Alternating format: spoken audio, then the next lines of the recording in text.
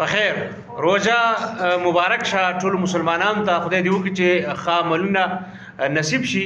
او دویمه خبره دا چې د شاته دیوال کې چې کوم دراز دی یا درز دی چاو دی نو د دې وجه چې کوم دا دونه غټ چاو نه دی مشکل نه جوړي. بهرحال زه به راشم خپلې خبرې ته کومه خبره چې مشکل جوړ کړی دی پاکستان کې. نو پاکستان کې نن سبا دا بحث روان دی چې آصفه بوټو زرداری ښاغلي زرداری صاحب فرست لیډي ګرځولې ده او ډېر خلک ور باندې اعتراض کوي. هغې ته ځواب دا دی چې یو وي فرست لیډي فرست سټیزن او کله چې ښځه ولسمشره وي نو بیا فرست جنټلمین وي. اوس دا د ښځې د ولسمشر یا د ولسمشرې اختیار دی چې دا مقام چاته ورکوي. یعنی فرست لیډي څوک ګرځوي ښځه هم کیدی شي د کور ودانې هم کیدی شي د مور هم کیدی شي د لور هم کیدی شي.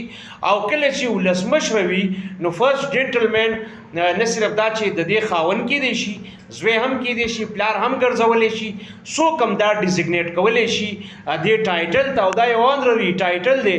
او پاکستان کې دلچسپه خبره دا ده چې دا کله چې وزیر اعظم خپله کور ودانې ځان سره نه ګرځوي نو هغه وخت کې دا د صدر سره ګنې چې نواز شریف صاحب صدر و او نواز شریف وزیر اعظم و ممنون حسین صاحب صدر و نو هغه وخت کې د فرست لیډي ټایټل چې دی نو دا خدای بخښلې کلثوم نواز ته و نه چې مامونه ممنون حسین یا ممنون حسین چې کومه کور ودانې ده نو هغې ته دا اعزاز نه و حاصل بلکې دا د نواز شریف د کور ودانې سره و کلثوم نواز سره. نو دا کومه لویه خبره نه ده. البته دا چاو چې کوم دی دا هم ډېر لوی ستونزه نه ده. غټه ستونزه همدغه ده چې تاسو ته کومه ما کوشش وکړو وضاحت یې وکړم.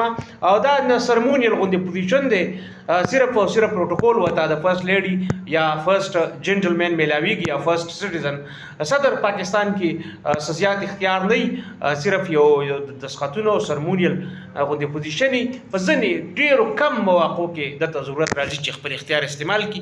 بهرحال د ټولو کور ودانه صفته مو مبارک شه مونږ ټولو ته مبارک شه. سبا روژه ده خدای دې وکړي چې ټولو په ښې تېرې شي. د اهم خبره دا چې د بابو صاحب کومه پهلو چې ده نو هغه د بابو صاحب کله منظر راځي نو هغه په اختر کې ډېر غرض وي. هغه بابو صاحب موضوع به په اختر کې راسپړو که خدای کوله کورم ودان